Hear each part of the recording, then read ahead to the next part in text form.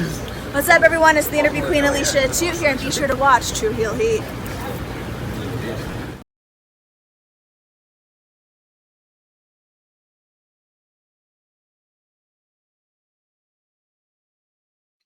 Hello, hello, hello. It is me, your True Hill Phenom, SP3. We are live on the True Hill Heat YouTube and Facebook. Well, not live. This is pre-recorded. But you're watching us live. If you're watching us on the premiere, you're watching us live right here on the True Hill Heat YouTube and Facebook for AEW Collision Review is Collision Discourse. I am joined by the formerly drunk, formerly sober, formerly just a guy. Now he's an organic. He is JJ. How are you doing? I'm doing great, man. Sipping on some organic watermelon juice, refresh.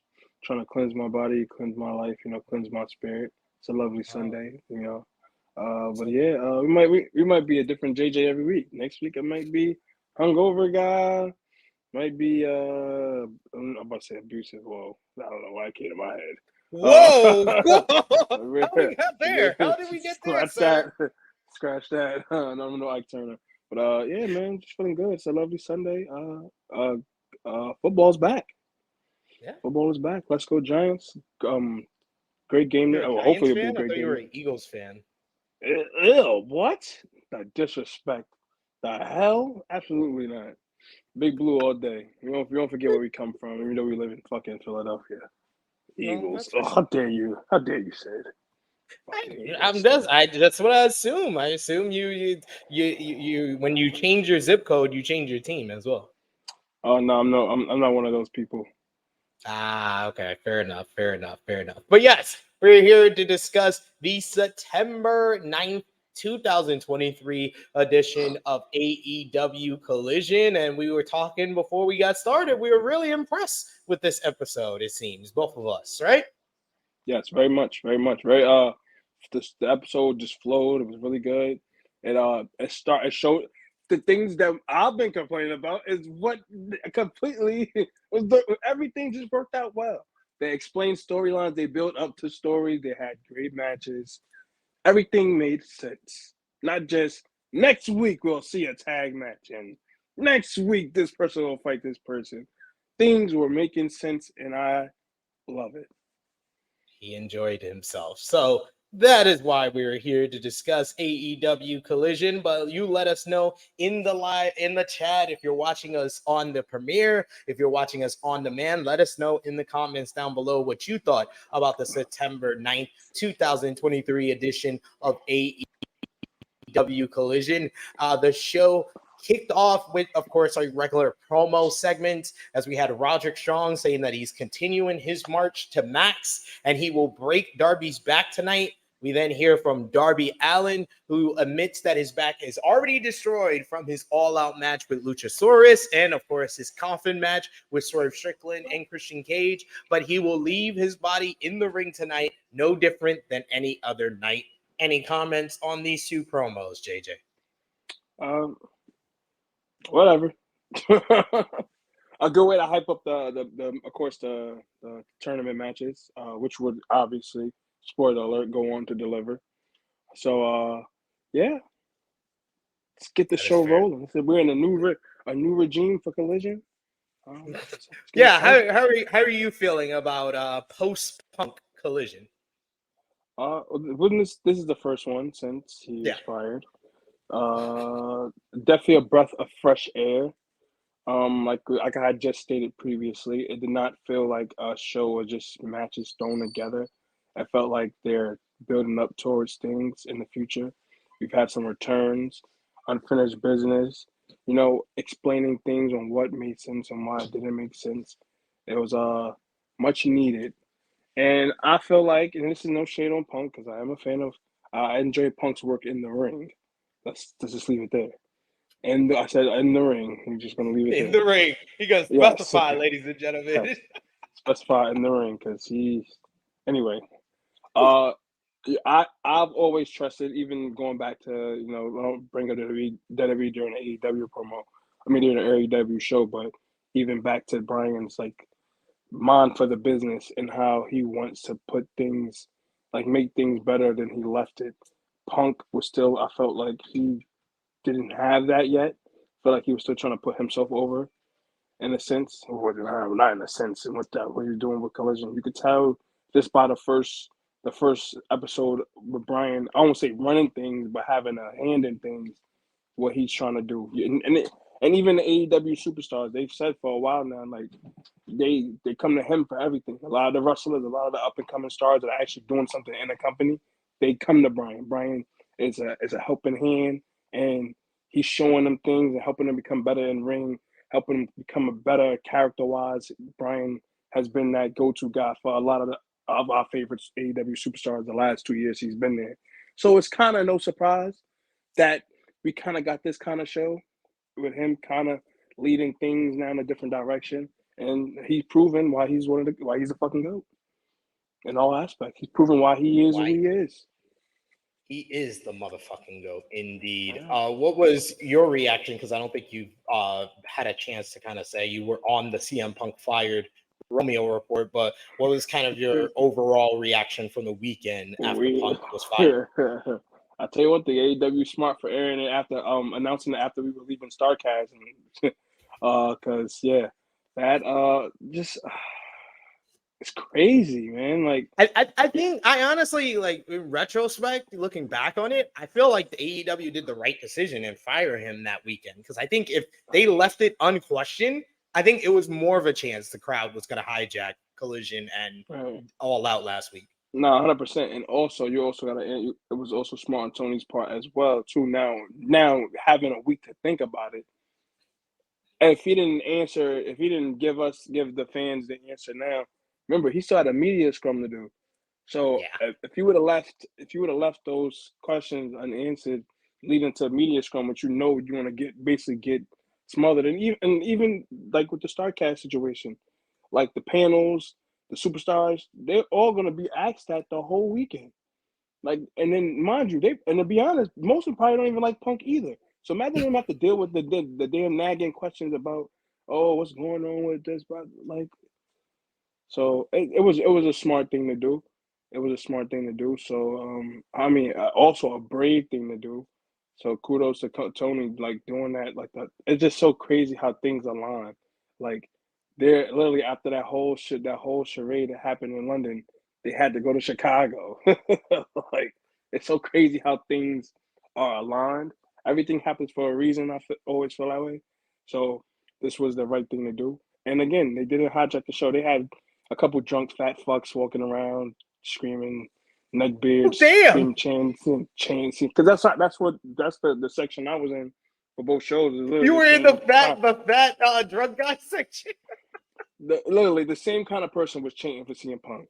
Drunk, neck bearded, sloppy looking motherfucker screaming CM Punk. That's and then they had like a two sloppy looking motherfuckers had a standoff about the CM Punk chants. It was just it just proves our point of all the fans that get quote on typecasted when it comes to hijacking, heckling, and singing things because they've never seen a vagina in their lives.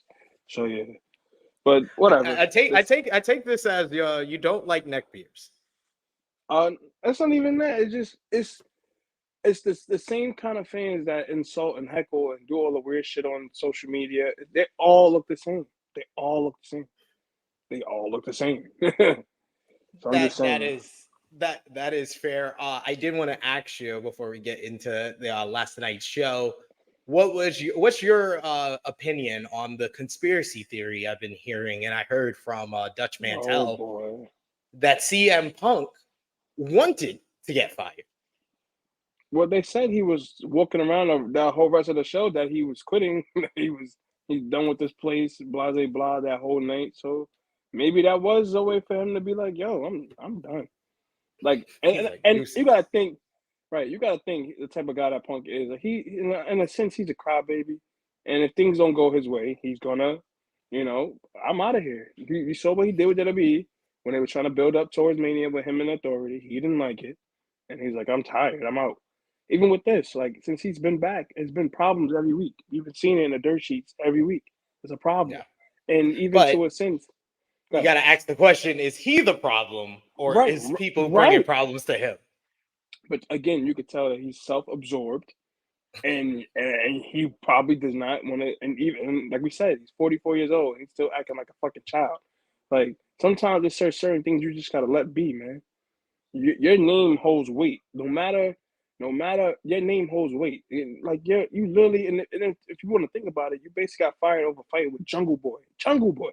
Yo, like that's what Kevin Nash called him out about it. And Kevin Nash has his feelings towards Punk still. But he was spitting facts. He was like, dude, how he was like, your name is gonna be next to the Ultimate Warriors of the world because of this last run, because you were toxic and a cancer to that locker room. And imagine having your name to Ultimate Warrior. AEW is gonna produce a self-destruction of Phil Brooks in the coming years. I see. Yo, imagine. Oh my God, I need that. Man, I need that in my life. Yo, honestly, I would love for them to do that for his whole career, because Punk's been ever since Punk became a superstar, main roster. I'm not talking about Ring of Honor, because if you can go back and look at all of Punk's shoot interviews with Ring of Honor, he was a happy person. He was cool with everybody. He was always on the shoot DVDs with everybody, just having fun. I don't know what the hell happened. I don't. Maybe he needs drugs. I don't know. Maybe he took drugs back then and he's trying to lie about it because he's working the indies. But it's like when he became a superstar, like main roster guy, a WWE guy, whatever you want to call him, it's like he just became completely miserable. How do you want to be at a certain position in your life, in your career, but also that be the reason that you're an asshole? I don't understand. It doesn't make sense. It doesn't align. Well, like I said, even if you're a CM Punk fan, you have to kind of realize that it's either one of two things. It's either the pressure got to him or the power got to him. It's one or the other. There is no ifs, ands, or buts about it. It's one or the other. Yeah. And honestly, it might be the pressure, because you got to think, even at the height of his career, he was always second fiddle. When he was world champ, second fiddle. When he became WWE champ, even had the long reign, it was second fiddle. But he was never the number one guy until he got to AEW. AEW, and again, that's when like we just discussed, like that's probably when the power got to his head. Like, oh, and again, in hindsight, I hate it, because I hate to even say it, because I'm not the biggest Triple H or Vince guy when it comes to the backstage bullshit. But maybe they were right. Maybe they made the right decision. Like, oh well, we can't look how you're acting now. You want us to put you at the helm over Cena, who's kissing babies and shaking hands and doing all the right things for the company, and you got a guy. And this is why, Jaquad, I've been telling people who've been saying Punk's going to return in Chicago at Survivor Series. I was like, you want CM Punk to go from November to April? Because of course, if they're bringing him back at Survivor Series, they already have his WrestleMania plan on lock. But you expect him to make it 6 months? I'm sorry. I don't. Especially, like luckily for him, like when he left, the dirt sheets were there, but not the social media aspect. The last by the time they get to next year, it'll be a whole 10 years since he's not been with the company. So much social media wise has changed. Even dirt sheets have become even much bigger thing than when he was last with WWE. So like you said, he survived, man. But knowing WWE, I don't know. I can see them bringing him back. But I can see them bringing him back. But if I'm WWE, I'm bringing him back at the Royal Rumble and prepping for WrestleMania. I'm not bringing him back just because Survivor Series in Chicago and try to get CM Punk 6 months in WWE. I'm sorry, that might blow up before you even get to Philadelphia. And I'm so sick of hearing the Chicago thing. Punk has returned to Chicago like 10 fucking times at this point. We get it. We get that's where he's from. Whoop-de-freaking-do. Chicago. And then we were in Chicago, and a lot of people from Chicago were telling us he's not even loved that much out there. No, he's not. So make it make sense. Well, let's get into the action on last night's show. The show opened as Dynamite pretty much opened, and how All Out closed with our new AEW International Champion, Jon Moxley, And this instantly gave the show a breath of fresh air because this is Moxley's first time on AEW Collision. So it really felt like Tony Khan right off the bat was just like, nope, we're going to let the people know this is a new era. There's no more soft brand split. You're going to see everybody everywhere. And Moxley, even the video, the hype up video, they showed everybody. Like unlike before last week, they didn't have everybody in the opening video, the Saturday night's fight shit. Yeah. But Moxley, he kicked off the show defending his AEW International Championship for a second time this week against Action Andretti. This is Moxley's third match in 7 days. And Action Andretti had a little bit of a good effort here. He used his speed, his agility to keep Moxley on the back foot, had a couple of good near falls in this matchup. In the end, though, Moxley just overwhelmed the young man. He garnered a lot of heat because this show was in Ohio, where Moxley seems to be beloved. Moxley grabs him out of nowhere as Action Andretti gets a lot of heat trying to do the Blackpool Combat Club stomps to the head, and Moxley just reverses it, hits him on his feet, reverses him onto his back into a rear naked choke, chokes him out to retain the AEW International Championship. This match went 11 minutes, 11 seconds. I thought they got a good enough amount of time, and this was a good opener to the show. What did you think?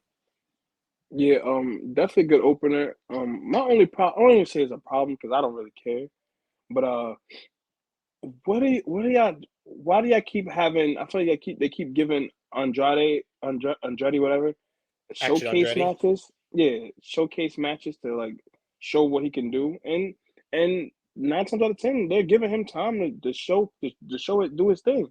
But it's like you can tell after these matches they don't have anything for him. So what is the point of keep having him get these matches and they're not building towards anything?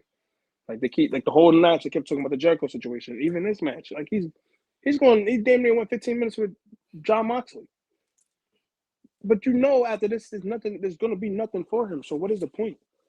I think Action Andretti, he's kind of in the AR Fox position, what AR Fox was in before he went to Mobile Embassy. Yeah, right. But that's what I'm saying. Like he has to kind of just bide his time as far as when they're gonna find a story for him, and more than likely that story is gonna involve Darius Martin because Darius Martin loves light-skinned guys. I think it's they leading to him bringing his brother back and then like playing like what side. Then they can go for the trios titles. It'll be Action Top Flight. But no, good showing. Again, he's the matches he's had against these top stars in the company, he's held his own for the most part. So I don't know. Maybe Tony sees something. Maybe it's a long-term build. I don't know. Maybe they need more time for people to care, which is probably why they're giving him these kind of matches. But solid opener.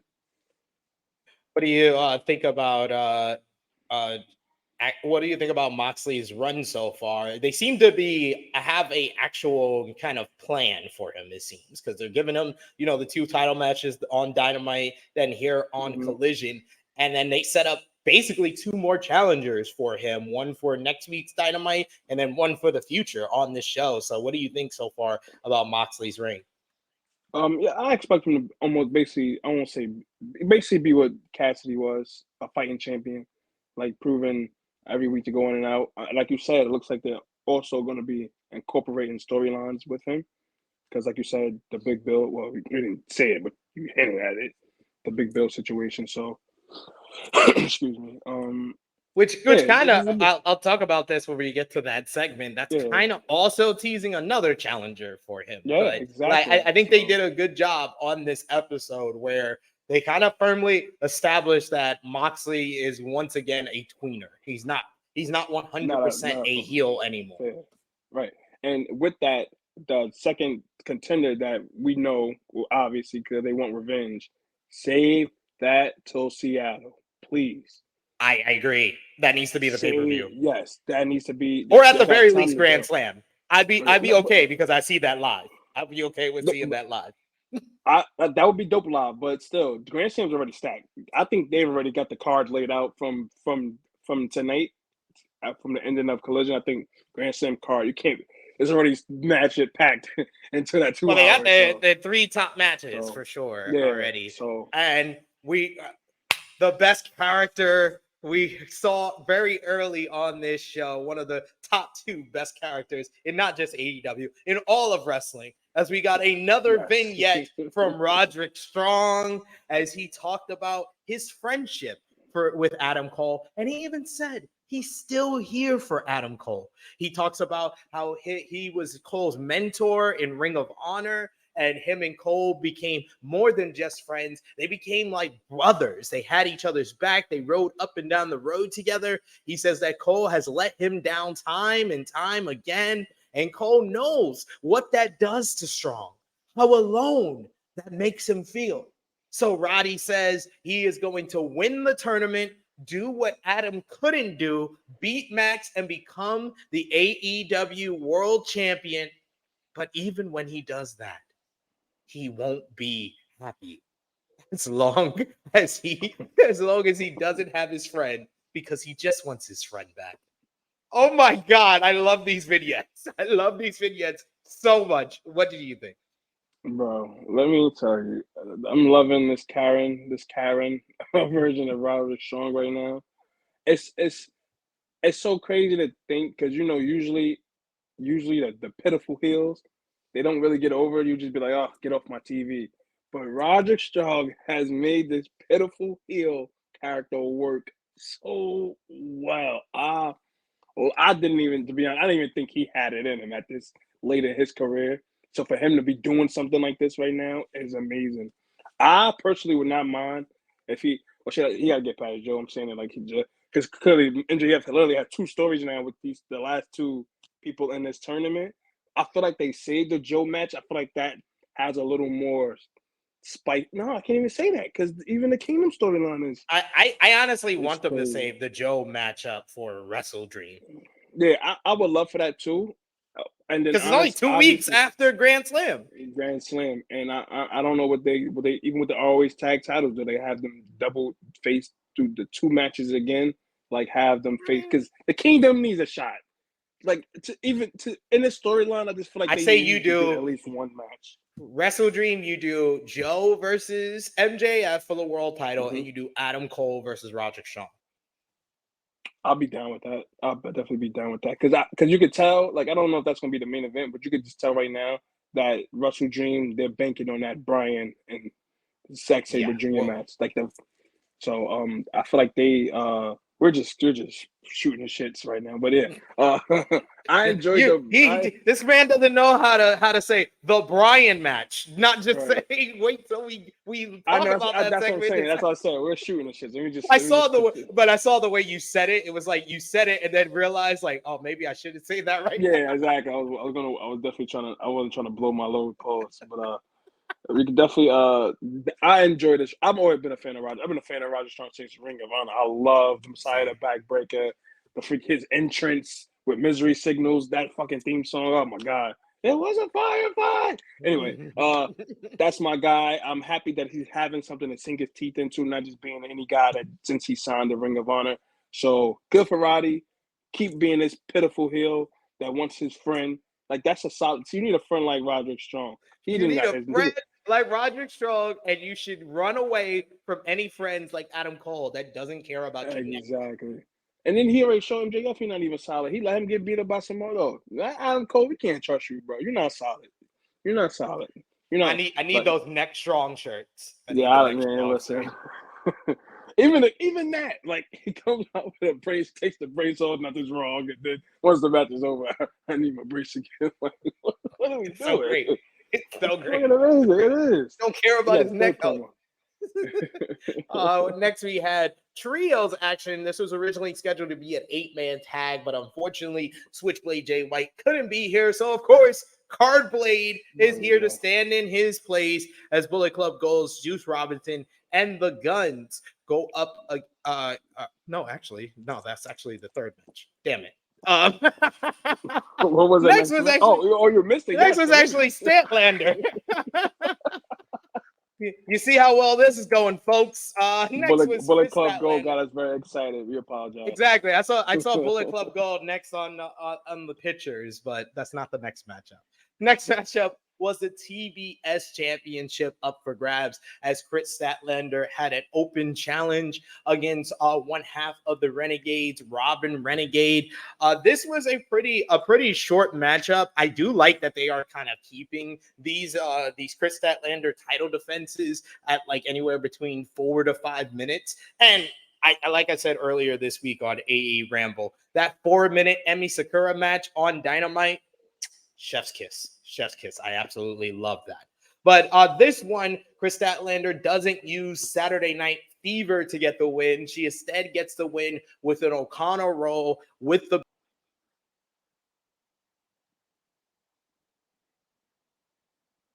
O'Connor roll with the bro, then the Rolling Renegades.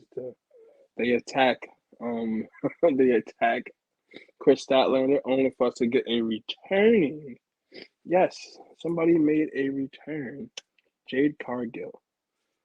She returned, made the save for Chris Statlander, laid out the two running renegade jabronis, and then she attacked. I don't know why StreamYard decided to kick me out there. I don't know. I literally picked up where you left off. So I said, so I'm up to Jade Cargill returning, helping them lay out the renegade jabronis, and then yes, there you go, clip. Yes, Jade Cargill made the save, returning after being out for what, 3-4 months? 3 months yeah, double or nothing, right? Since losing at Double or Nothing. She comes out, takes care of the Renegade Twins. It looks like she's having a babyface turn. But no, she lays out Chris Statlander, gives her Jaded, and holds up the TBS Championship. Smart Mark Sterling comes out to raise her hand, and Jade Cargill is back, and this is a much-needed addition to the AEW Women's Division. She instantly gives it some star power, and Chris Statlander, the one bad thing about her title reign so far is that she really hadn't had feuds, and now that Jade's back, it seems like she has it. Yeah, she hasn't had feuds at all. I kind of feel, I don't feel bad because I don't think Jade should have lost the title like that any damn way. You could tell Statlander was a placeholder, and Jade probably was gonna come back and win the belt back. I don't think so. I think Jade. I think this is just a program to transition her to bigger things, because I don't think Jade needs to be long for the TBS title division. She needs to be in the women's world title division. The main picture. I just feel like, I don't know. I just feel like for a while now, I won't say they know where they're going with the women's world title, but like you could tell this storyline with the Outcasts is going to drag out for a little while. So I don't think any of this was I think that it was the plan for Saraya to win at Wembley, but I think that it was supposed to be Jamie Hayter. I don't know what's the plan after Saraya, even though I know what it should be. I think I know what it should be too. Should be Toni Storm beating her for the title, because Toni Storm's the best character in all of women's wrestling right now, and the better wrestler. That's also true. That's also, points were made. Renee is backstage. She's with the former Outcast, Ruby Soho and Saraya. Ruby is livid that Toni Storm cost her the TBS Championship. Saraya says, "Don't worry about Toni. I saw her actually using mayonnaise as facial cream." I was like, yo, what are we doing? She's out of her mind. We need to focus on my matchup. She's going to be defending the AEW Women's World Championship for the first time at Grand Slam against the winner of the 4-way eliminator matchup. And she says, "Love you," to Renee as she walks away. Then we got one of my favorite segments of the whole entire night, JJ. It's Tony Schiavone sitting down with Ring of Honor World Champion Claudio Castagnoli and our boy, New York's own, we chopped it up with him, Eddie Kingston. They have a sit-down interview about their issues, reestablishing their issues with one another. Eddie Kingston bringing up how Claudio acting like oblivious that he doesn't know why Eddie is mad at him. Say, I don't get it. I don't get it. And Eddie says, calls him out for his bullshit, said that Claudio left the independents without doing business with him, without passing the torch to him, and he went to the land of make-believe and left him behind. He says that you know me, you've stayed in my house, you know my parents. Claudio says that Eddie's parents wishes Eddie was more like him. And Eddie says, well, his parents will be watching at Grand Slam. And if you want to embarrass me so much, how about you embarrass me in front of my family, in front of my parents at Grand Slam? And you know what? To make it better for you, I'll put up the new NJPW Strong Openweight Championship. We can make it title versus title for the Ring of Honor World Championship. And Claudio says, he says on one condition, that if he wins, Eddie has to give him the handshake that he never gave him 15 years ago during their feud in Chikara. He has to shake his hand. Eddie says, oh, so you do remember. You do remember. Right. You do remember. He said, may the better man win. And Claudio says, and the better man will never be you, Eddie. And Eddie tells Tony Schiavone to sell some tickets. They went in on selling Grand Slam. They were telling people, buy your tickets, because they know they need to sell a lot of tickets in 2 weeks. But love this promo. Love the setup for this matchup. And it's a matchup I've predicted for months now. I'm ready for it. How did you think about this segment here? Eddie has to win. He's already lost to Claudio. He literally just lost last week. Like it makes no sense at this point. Claudio's been champ since December. He's had a long run. Please don't ruin this. Eddie has to win. There's been a long built-up feud since Claudio got into AEW, even before AEW, as we all just spoke about. Pull the trigger. I don't want to see or hear nothing else. Grand Slam. Eddie, they let the main event, and please, I'd be down for that. I'd be totally fine. You could have the AEW World Championship open the show, and then open the show, and then have them close. Eddie versus Claudio. I hope that it's actually on Dynamite and not pushed to Rampage Grand Slam. Nah, I definitely think they're gonna, because it's gonna be. I'm sorry, knowing Tony Khan, knowing Tony Khan. That is the type of matchup he would close Arthur Ashe with. So that would be the Rampage Grand Slam main event. I'm just going on by Tony Khan history. That is something he would do. No, you're right, because you're making me think of the first Grand Slam Rampage. I was like, yeah, he did have some high profile. He had Eddie main event again. It was Eddie and Moxley versus Archer and Suzuki. Yeah, and then last year it was Starks versus Hobbs. But now we get to the trios matchup that I brought up earlier. Bullet Club Gold in action against Team Lucha, Team AAA, Aerostar, Dioso del Inframundo, and Gravity. This one was a nice little point. I like the Lucha team. They showcased their high-flying ability, but this was more or less a showcase for Bullet Club Gold. They took out Gravity with the 310 to Yuma, then the leg lariat to Dios, and then Juice follows up with the Juice is Loose DDT 1, 2, 3. The Bullet Club Gold gets the win, 7 minutes 43 seconds. What did you think about this matchup here? Like you said, it was a showcase of Bullet Club Gold. Nothing special. I mean, the Mexicans got their shit off, the nice little hot fly and stuff, but it was a Bullet Club Gold showcase. Bang, bang, gang, best thing going today. Bang, bang. I didn't know why they switched it from an 8-man. I mean, from a trios match. I thought we were going to see the great God Jay White, but Card Blade was replaced. I love how they added the Card Blade into the entrance, like it was Jay White when they did the paint of the camera. That was great. But yeah, showcase match for Bullet Club Gold, man. They just keep running things in Collision, keep doing the thing. They are Collision. What do you think is the next? So the Collision Cowboy for the month in Juice Robinson, the award got the Collision Cowboy. What do you think is next for Bullet Club Gold? they're gonna be in the tag title picture, for sure. They kept bringing it up during the match, so I'm assuming the Guns get a title match, probably Grand Slam week, or they I could see Dax and them win their tag title match next Saturday, and then I think they go into having another match with the Guns. I also don't see the Bucks not being at the picture, so we get a triple threat tag. So that could be a way for the Bucks to still get another title shot. Should have done that at All Out. What are we talking about here? But next we got one of the segments that were talked about the most from this show. CJ Perry. Whew. Miro, you lucky man.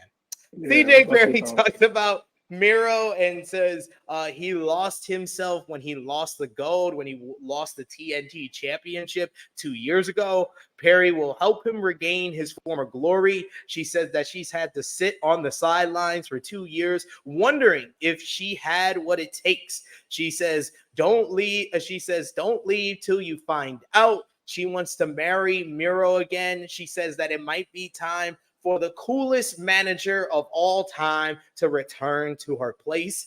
I thought this was a really good promo by CJ Perry. And I know that I've heard stuff that she's dyslexic. So, man, I thought she knocked this out the park. And the look was on point as well. Just definitely. Yes, like you said, piggyback off of you. It's so different from Lana. It's so different from Lana. Mm-hmm. Yeah. I don't know where they go. I don't know where they go with this story. Like now, I hope they don't do a stupid cuck storyline again with Miro and her. I don't leave that in WWE where it should have been buried a long time ago. Because you can just tell by the promo, like it's not gonna just be them getting back together. Unless you're gonna get the happy-go-lucky Randy Savage Elizabeth storyline. It's not. I don't see that happening with Miro and CJ Perry. But her promo was dope. I don't know.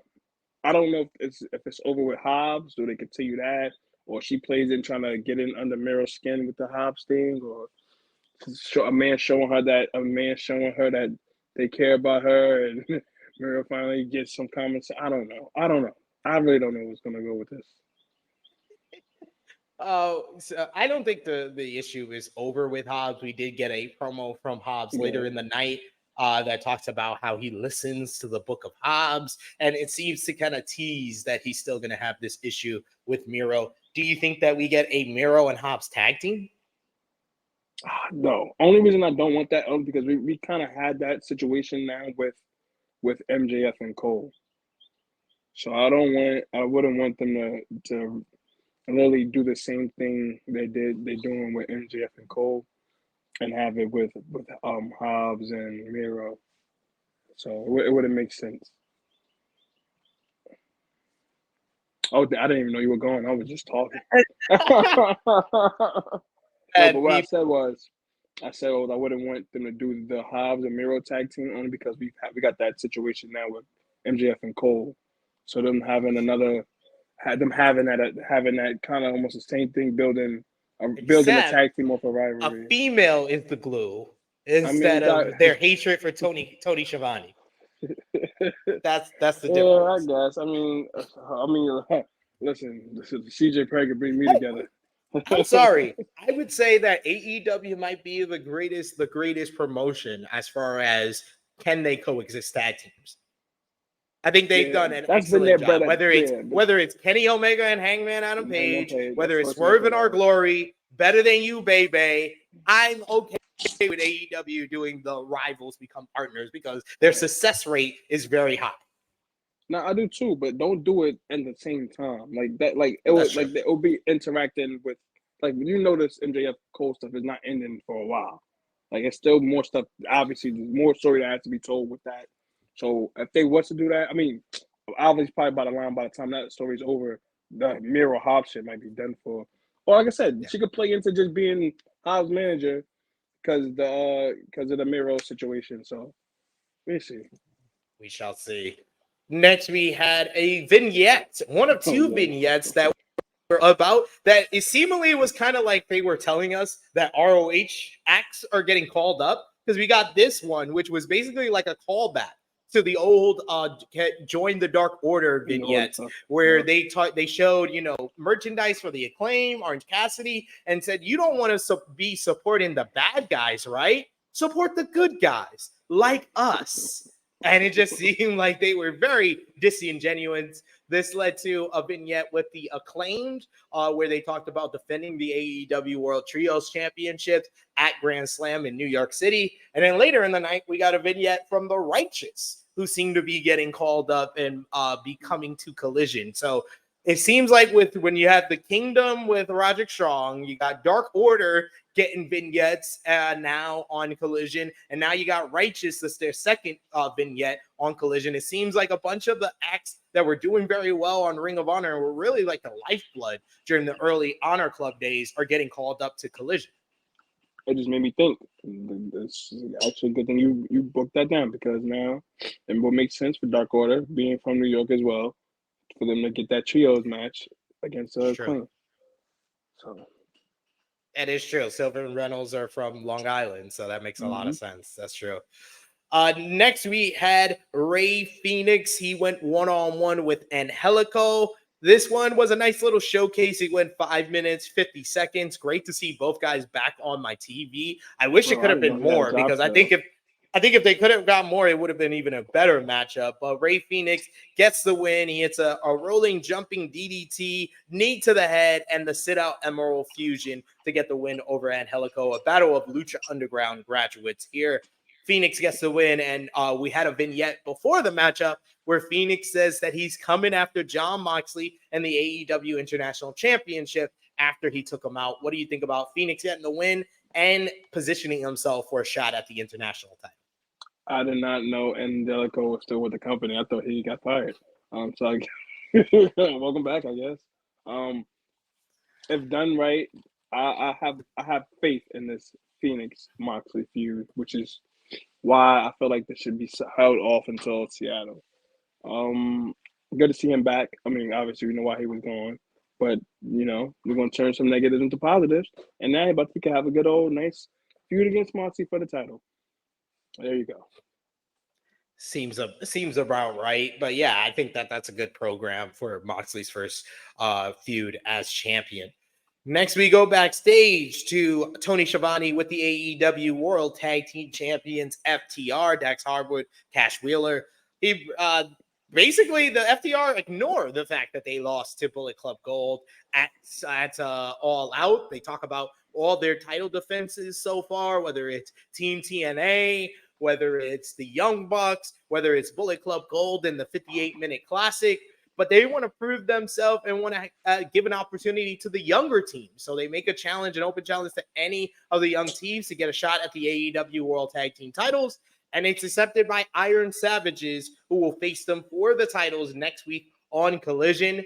This is fucking lazy. I'm sorry. You cannot. This is the problem that I have with AEW in general, is that they rely too often on open challenges and fucking eliminator matches for challengers when you had the best thing, the fucking rankings. Why did y'all complain about the rankings? Because that was so much better than the shit we've been having to deal with since they got rid of the rankings. What do you think about this? I'm about to say what pisses me off with this is, like, you guys literally, the match before, well, 2 matches before in the trios match, hinted at the Guns and FTR, only for them to have a promo the same night, and they don't even talk about it. Nope. So, what is the sense? And again, what the shit just said, I brought back up. Stop making things a challenge. Stop making things calling out. Add story. You have a story already. You have a story with FTR. How do you just let them negate that in a promo when they already were brought? This was already brought up earlier in the night against the Bullet Club. Doesn't make any sense. It doesn't make sense. It's dumb. It's dumb. And it's like, are y'all, is FTR freaking headbutting, colliding with the writers backstage or something? Like, they just going up, do what the hell they want with their feuds? Because it's like they don't know what to do with them. They give them good matches, great matches, as we've seen, and then it goes off and like nothing happened. Even you didn't even allude to the Bucks. What is going on? Iron Savages next week. What? Yeah, I have no idea what that was the most frustrating part of this whole show for me. I was just like, why? Next we had our first of two AEW Grand Slam World Title Tournament Eliminator matchups, as it was Darby Allin going one-on-one with Roddy Strong. We see Roddy backstage heading to the ring with the Kingdom. Then we see Darby riding his skateboard backstage, and he's attacked by Luchasaurus, who throws him into the guardrail, puts him in like a torture rack. Christian Cage pulls up on him and gives him a warning, saying that as long as he's in AEW, Darby Allin won't be champion at all. But this doesn't stop Darby Allin, who's helped out by officials backstage. Then Nick Wayne helps him to the stage as he gets the fans behind him, giving him enough momentum to come down to the ring and wrestle the matchup. And boy, oh boy, did we get a hell of a match. This was an absolute banger, with Roderick Strong just completely ragdolling Darby, jumps the gun, hits a big backbreaker to continue the assault, gets a 2 count. Darby sends Strong to the outside. He hits a huge diving coffin splash through onto him, first through the ropes and then off the top rope onto Darby. The match onto Roddy. The match really turned for Roddy's favor when he hits this sick backbreaker on the top turnbuckle, and Darby bounces off the top turnbuckle, bounces onto the apron, and then to the floor. Oh my God. And then it was just complete domination from Roddy from there on out, focusing on the back. At one point, Nick Wayne was outside trying to help Darby to get up when AR Fox comes out and also tries to help out Darby. This leads to an argument between Nick Wayne and Darby.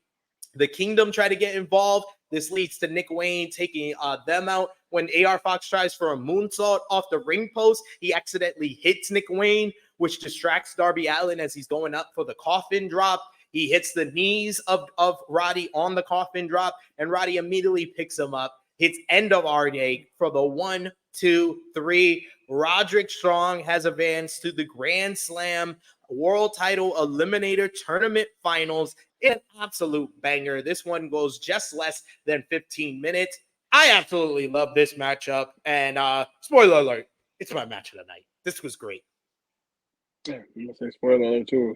And what made it better was that I thought this was about to be a squash because of Darby getting his ass whipped backstage. So I'm like, oh, he about to go out there and just get beat in like 5 minutes. Wrong. AEW got me again. Wrong. So great match, man. And then it's just great. Like I went to earlier with Roddy's promo. It's so great to see him getting his just due right now with this storyline. Not only is he playing a pitiful Karen, he's coming out there with not good neck health and putting out bangers. So great match. No one seems to care about his neck health. Yeah, right. Definitely my match of the night. Dope match. Darby again, just coming from all out, playing pickup, basically playing pickup, like his character trying to fight from behind. Just those kind of matches for Darby work well, and he's been good at that for basically his whole AEW career. So I think Darby needs more respect in a great match aspect. Like he puts on great matches. Darby has a lot of great matches. I will give it to AEW. I think they've done I had a lot of criticism for the build up to the 4 Pillars matchup at Double or Nothing, but I think ever since coming out of Double or Nothing, they've gotten all the pillars on the right track. They've gotten MJF in a hot program with Adam Cole, Roger Strong, and Samoa Joe. They got Jack Perry. He turned heel. If it wasn't for a backstage fight, he'd probably be in a much better position than he is right now. He stepped up the phone. He said, "Cry me a river," quoting Justin Timberlake. You got Sammy in this whole program with Jericho, about to have a big match with Jericho at Grand Slam. And then Darby, I feel like Darby's the best job they did, even better than MJF, because ever since Double or Nothing, they just gave him so many threads that he always had something going on. He had something going on 2 shows because they were building to All Out and All In. On Dynamite, he's feuding with Swerve and Mogul Embassy. On Collision, he's feuding with Christian Cage. Now coming out of All Out and All In, he's still got his whole friendship with Nick Wayne, who does not really like his other friend, AR Fox, who's a mentor to him. All the while you got those two guys. You also got Sting, who's taking some time off that he can be brought back at any time while he's still feuding with Luchasaurus and Christian Cage. Like, Darby just feels important despite taking losses at All Out and Collision. He feels like one of the most important characters in AEW right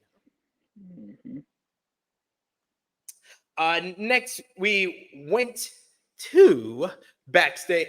We had that video package that I talked about earlier with Powerhouse Hobbs. Then we go back to Lexi Nair, who has an interview with Keith Lee. Keith Lee talks about how he is here for Collision to do things solo from now on. And he says that he is the Collision, the one. His advice to everyone, run. Nice little tribute here to Bray Wyatt. What do you think about Keith Lee on Collision? Just do something with him, please. Like just do something. Like we can hear them talk till they're blue in the face at this point with the promos. Like what happened to Andrade? I mean, he made a nice little appearance tonight. Didn't even mention that Andrade was watching Bullet Club Gold versus Team Lucha. My bad. No, it's all good. But even with that, you just go from having a dope ass feud with the House of Black, and they don't even build to the Malachi situation, and then he's just off TV. He just freaking killed himself in a ladder match the week before. This does not make sense to me. I don't know. Even with that, like, why was he looking at Bullet Club Gold? He's trying to join. Like, I'm confused here. But hey, if they do that, give them something to do. At least have them on TV because they clearly don't know what they're doing. That's why I fear with the Keith Lee situation. Like, what is he going to do? Just beat up jobbers for the next few weeks? More than likely. What's that going to do for him? Next, we had my segment of the night. Bryan Danielson comes out to the ring for an in-ring interview with Tony Schiavone. Schiavone mentions the strap match from last week and wonders what's next for the American Dragon. Danielson says that he told his daughter that once she turned 7, he would finish up his career. And he lets us know that she is 6 now, and he intends to keep his promise, especially to those that he loves the most, which means that time is running out on the American Dragon. However, that being said, he will not go gently into that good night. He's going to kick everybody's head in. And if this is Bryan Danielson's last year, his final year will be the most epic year of his career. And he's decided he's calling his shots. October 1st, 10-1, Wrestle Dream, Seattle, Washington. Bryan Danielson is calling out the man that calls himself the best technical wrestler in the world, Zack Sabre Jr. And yes, I was hyped. And then this segment got even better. As Ricky Starks came down to the ring alongside Big Bill. Starks tells Bryan to hold on. He said that he had to sit in catering again and wait while the attention is all on someone else. Stark feels he got everyone's attention and put everyone on notice after this past Sunday. He will do things Danielson could never do in his career. Stark says he is going to take and take and take and take because it is in his nature and it is what he does. Danielson wishes he would have been more patient because Dragon isn't done yet. He saw the heart of Starks last week. And as they always say in the BCC, if you want to be with us, you got to bleed with us.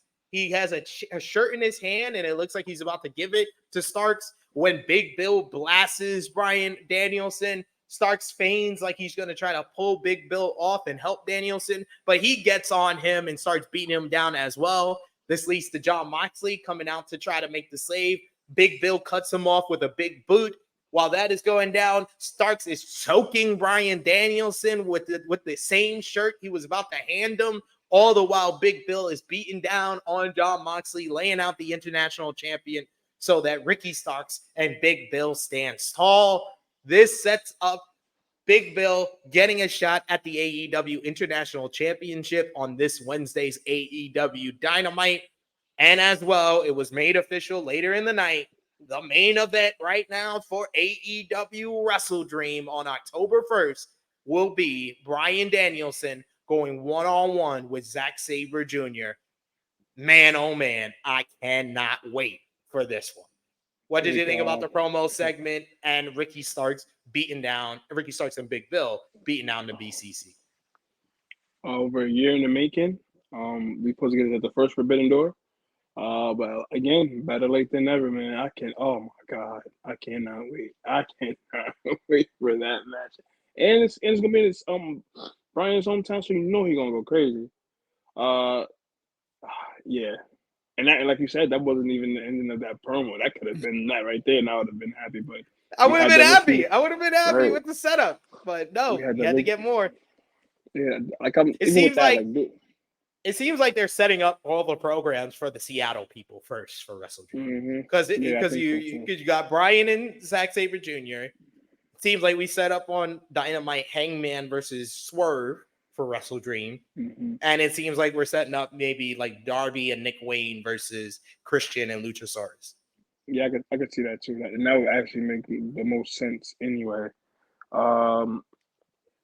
With that though, like I almost feel bad for Ricky in a sense that again, he's literally coming off of a feud with somebody who already had another feud. So now it's like they're gonna be building, but obviously they're gonna build for Bryan and Zach because that's the pay-per-view match. So I think this is build for Full Gear. I think that's what they're setting up. Maybe a Bryan Starks 2 at Full Gear, where Starks can win. Right, I could see that because in my mind, once I saw Moxley come out and help Bryan, I feel like we're gonna get that collision tag match or a Dynamite or Rampage tag match for that. Yeah, they could do that at Grand Slam. Yeah, I guess that's what I was thinking. I feel like that could be that's going to be a match at Grand Slam. And I think that also Big Bill going after the international title potentially sets up Starks to go after it. I feel like I'd be down. I don't think Moxley needs a long reign. I'd be down with if they did want to do Bryan and Starks again at Full Gear. If they did Starks versus Moxley for the title and Starks wins the title, I'd be down for that. No, I would definitely be down with again Moxley. Moxley one of those guys that he doesn't even need that belt. So like I feel like they need to elevate Starks. You can't keep having him in these high profile situations. He's been in a high profile situation since he's turned heel. Since the whole Punk situation, and then they're doing something else, and he kind of gets pushed to the back burner for like a week or so. That's the only thing I don't like coming out of this. So hopefully, with this Bryan situation, this is the final, no pun intended, the final countdown to elevate him to where he needs to be in AEW. I wouldn't mind him getting a run with the AEW World Championship before he calls it a career. No, me either. Not me either. I don't know how to get there, but I would not mind it. Cole turns heel, beats MJF. Bryan beats Cole. But one thing you've seen about AEW though, I know that can happen. But I'm saying though, like they don't. And then Bryan can get have short reigns. They don't give them the short titles. Fish and face the person he wants to face the most in AEW, and that's the person he'll drop the title to. Orange Cassidy. He literally said that. He literally said that's the person he wants to face the most on the. No, we're definitely gonna get that match before the year is up. I definitely see us getting that match, and even without the world title situation. But yeah, I'll be okay with that. Orange Cassidy's super over at this point. Him getting a world title would not. I wouldn't mind that at all. And honestly, it should be definitely on the mind of Tony Khan as well. All Out was like I think All Out was the last proven point he needed to make when it came to telling a story, to actually being taken seriously, and showing that he can deliver in the main event. So yeah. Next, we had a rundown of all the matches. I will say Dynamite looks good for next Wednesday. You got Roderick Strong versus the winner of the main event in the Grand Slam tournament final. Britt Baker versus Nyla Rose versus Toni Storm versus Hikaru Shida in a 4-way title contender eliminator. Hangman Adam Page versus Brian Cage 3. And Jon Moxley versus Big Bill for the AEW International Championship. Meanwhile, in Collision, you got FTR versus Iron Savages for the tag team titles.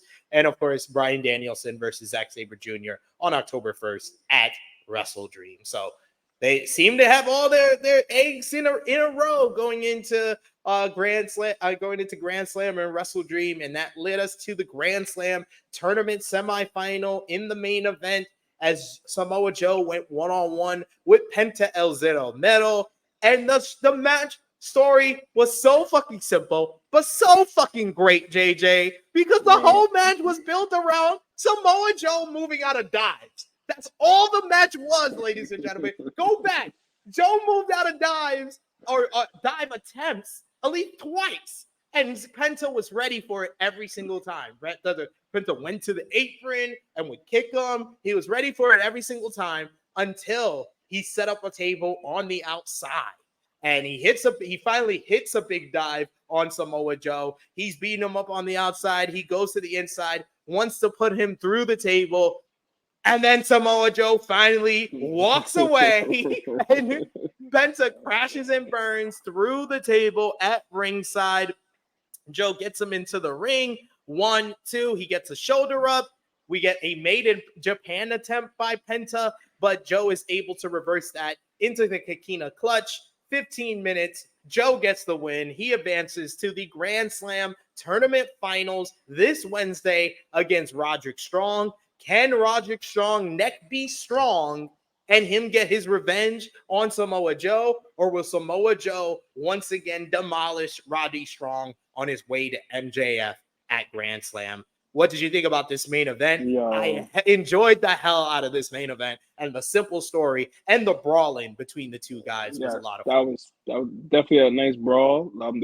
Surprisingly enough, their styles meshed well together throughout this match. Definitely a fun match. Joe's been doing his thing lately.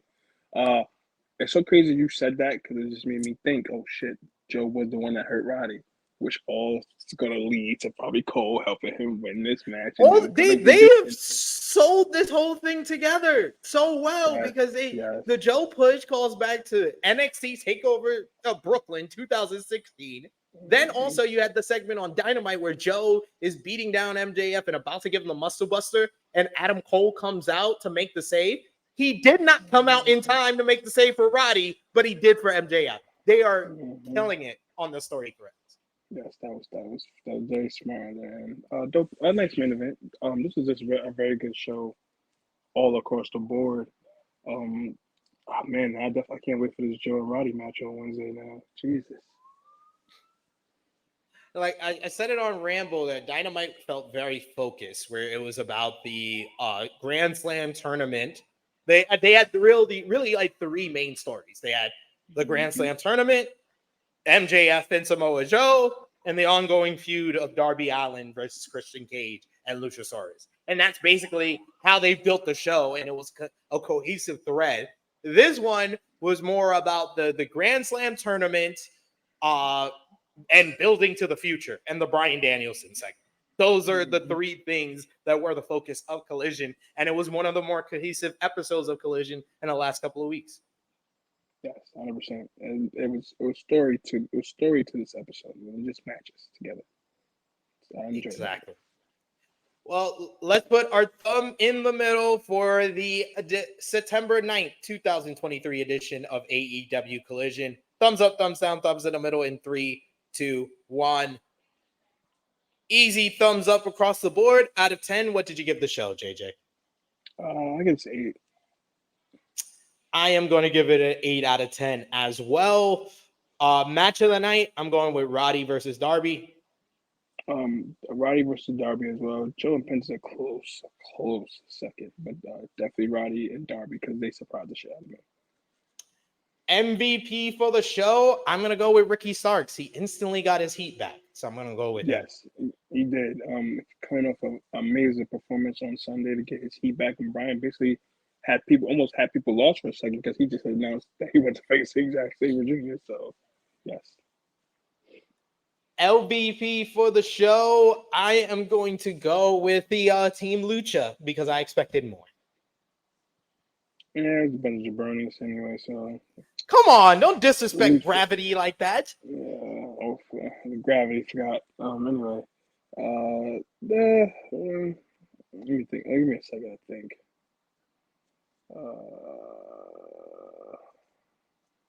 Yeah, I guess so. I'm like, I was gonna say Penta, but Penta had a nice showing, even though he could have kept doing the dive, so that didn't really work out his favor when it counted the most at that too. But That is yeah, fair. they're all luchas, right? So I'm just saying all the luchas on the show except Rey Fenix. Or Action Andretti. He could have gone with Action Andretti because he Oh keeps yeah, keep losing keep these having showcase strong, matches. yeah, keep having strong showings and losing. JJ, let the people know where they can follow you on social media, sir. Follow your boy on Instagram, hacksaw_J_Duggan, Twitter, Sober Guy JJ, Facebook. My name is my name. I think I just woke my child up. Uh, yeah, True Hill Heat beat your meat. Facebook, Instagram, Twitter, True Hill Heat, Pro Wrestling Tees, True Heels, right? Yeah. We're everywhere, man. We just keep providing us good content every week. We're here every Sunday or Monday for Collision Discourse, not Course, because we don't want to be like everybody else. We're different and better.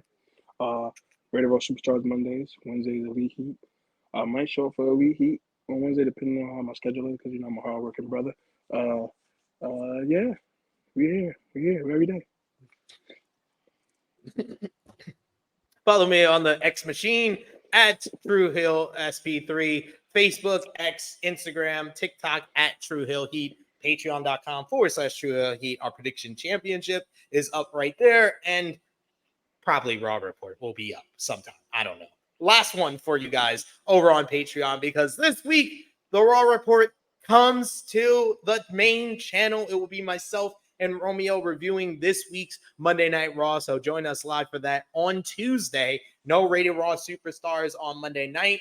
We're going to be doing the Raw review on Tuesday. Oh, the Jets play, I forgot, of course. There you Jets go. play tomorrow. There you go.